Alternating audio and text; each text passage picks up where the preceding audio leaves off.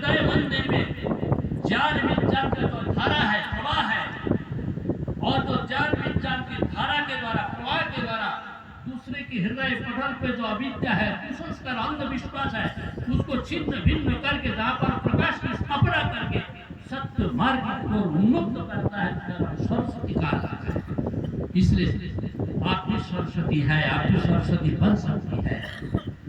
फिर कहते सरस्वती विस्तृति मही मय्यते मय्यन्ते वा, जो महानता के साथ जीता है, ध्यान रखिए, महानता गरिमा के साथ जीता है, उच्चता के साथ जीता है, अपने हिंसा करने योग्य नहीं है। ऐसे महिला जो है, महिलाओं को 10 विशेषणों से विशेषित करके उनका ब्रह्म पद पर आसीन कर दिया। स्त्री ही ब्रह्म बहुवंता अथर्ववेद में कहा है, स्त्री को ही ब्रह्म मानो। जिस प्रकार ब्रह्मा सृजन करता है, सृष्टि को ब्रह्मा ही सृजन करता है, पालन करता है, उसी प्रकार स्त्री भी संसार में जो है परिवार सृजन करती है। इसलिए उनको कह दिया सुमंगली, मंगलकारिणी हो, प्रदायिनी, तारने वाली हो, सुसेवा, सेवा हो, शंभु, शांतिदायिनी हो, और शुभदात्रिणी हो। ये 5 प्रकार की योग्यता, 5 प्रकार की विद्या और 10 प्रकार से विशेषण से आपको विभूषित करके ब्रह्म पद पर आपको आसीन कर दिया, ब्रह्म पद पर आपको अभिषिक्त कर दिया, इतना माताओं को स्थान दे दिया। आप वेद को पढ़ करके देखिए। इसलिए मैं निवेदन कर रहा था, मैं कह रहा था, माताओं को विद्या का ध्यान अवश्य करना चाहिए।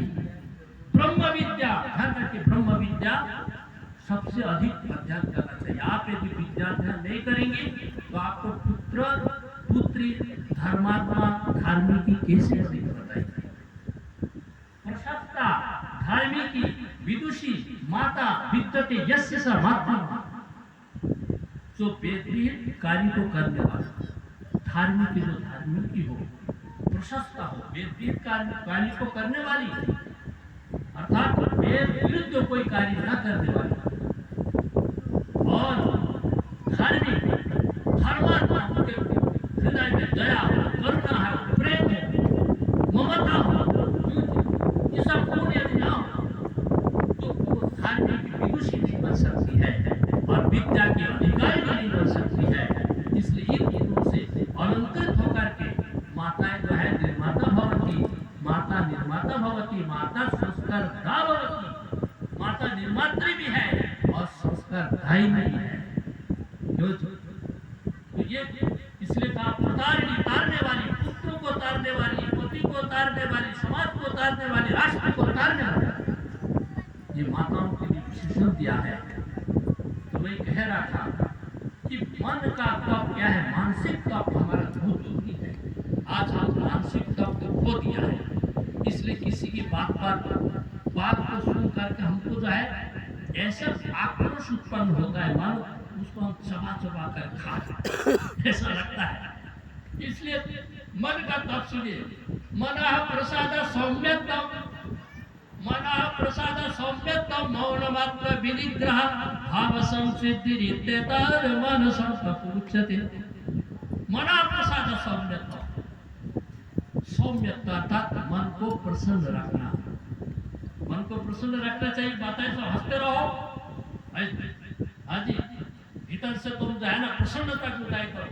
वेद विद्या सुन रहे हैं ना, सुनने का अधिकार प्राप्त है आपका, मन को प्रसन्न रखो, हंसता हुआ चेहरा रखो, दुख कम हो जाएगा। जो व्यक्ति दुर्दिन के समय में हंसता है, अरे भाई कितनी भी बड़ी समस्या है, आने दो, जो होना है वो तो होना ही है, तो फिर दुख के पहाड़ का बोझा देखकर किसलिए जीना है, जो होना होगा बस। मनः प्रसाद सौम्यतम, मन को सदा प्रसन्न रखो। इंद्र वरुण सौमन समदृप्तम राजस्पोषम यजमानेषु धत्तम प्रदाम पुष्टिं भूतिमस्मासु दत्तम दीर्घायुत्वाय प्रतिरतम नायु। वेद में मंत्र है, वरिष्ठ तुम है, इंद्र वरुण सौमन समदृप्तम, तुम सप्त संपदा को धारण करो। संपदा अर्थात सर्वप्रथम सुप्रसन्नता, संपदा में सप्त संपदा में पहली संपदा सुप्रसन्नता। समेत सर्वप्रथम ये देखना है तुम सुप्रसन्नता से युक्त हो या नहीं। तुम विपत्ति काल में चिल्लाते हो नहीं, तुम विपत्ति काल में धैर्य धारण करते हो या नहीं। यदि विपत्ति काल में हम धैर्य को धारण करते हैं, उत्साह को धारण करते हैं, पराक्रम को धारण करते हैं, ध्यान रखिए, तो समझ लीजिए हम जो है इस संसार की परीक्षा में उत्तीर्ण हो रहे हैं। संसार की परीक्षा में उत्तीर्ण होना है ना, नहीं बताइए, उत्तीर्ण होना है तो सर्वप्रथम विपत्ति के समय भी आप अपने को नियंत्रण रख करके हंसते रहिए। कितनी भी बड़ी विपत्ति है, विपत्ति छोटी है नहीं बड़ा हो, मैं चेतन सकता हूँ। कितनी भी बड़ी समस्या है, समस्या छोटी है नहीं बड़ा।